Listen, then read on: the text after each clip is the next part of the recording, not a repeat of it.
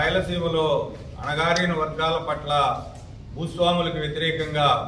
మరి ఆ రోజు ఎగిసిపడినటువంటి ఉద్యమంలో ప్రధాన పాత్ర వహించి బడుగు బలహీన వర్గాల తరపున తన దైనిక శైలిలో పోరాటం జరిపినటువంటి పోరాటాల యోధుడు కామ్రేడ్ పరిటాల రవి గారి సంస్మరణ దినం సందర్భంగా ఈరోజు కృష్ణా జిల్లా ఎన్టీఆర్ కృష్ణా జిల్లా తెలుగుదేశం పార్టీ ఆఫీసులో తెలుగుదేశం పార్టీ అభిమాన సందోహం మధ్య ఆయన యొక్క ఘన నివాళి అర్పించడం జరిగింది. మరి ఏదైతే ఆయన ఒక ఆశయంతో ఒక లక్ష్యంతో పనిచేసి మరి భూస్వాములకు వ్యతిరేకంగా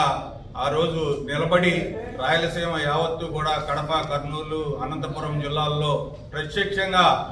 మరి పాల్గొని అనేక ఉద్యమాల్లో పాల్గొని భూస్వాముల అక్రమాలకు దౌర్జన్యాలకు వ్యతిరేకంగా ఆయన యొక్క పోరాట పటిమ ఇవాళకు కూడా మర్చిపోలేం. తదనంతరం 90వ దశకంలో తెలుగుదేశం పార్టీలో చేరి తెలుగుదేశం పార్టీ రాయలసీమలో బలోపేతానికి ఆయన తనదైన శైలిలో పనిచేసుకుంటూ మరి ఒక మంత్రిగా మరి కార్మిక శాఖ మంత్రిగా తనదైన శైలిలో పనిచేసి ఆ రోజు ఉన్నటువంటి ఉమ్మడి రాష్ట్ర సర్వతోముఖ అభివృద్ధికి ఆయన పాటుపడిన విషయం అందరికీ కూడా తెలిసినటువంటి అటువంటి మరి పోరాటాల రవిని అన్యాయంగా అక్రమంగా ఆ రోజు ఉన్నటువంటి వైఎస్ రాజశేఖర రెడ్డి గవర్నమెంట్ ప్రభుత్వం ఏ రకంగా ఆ రోజు ఓ పార్టీ సమావేశం నిమిత్తం పార్టీ ఆఫీసులోనే జిల్లా పార్టీ ఆఫీసులోనే ఉండగా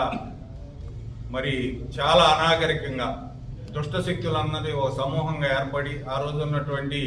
భూస్వాములకు మద్దతుగా ఆ రోజు ఉన్నటువంటి కాంగ్రెస్ ప్రభుత్వం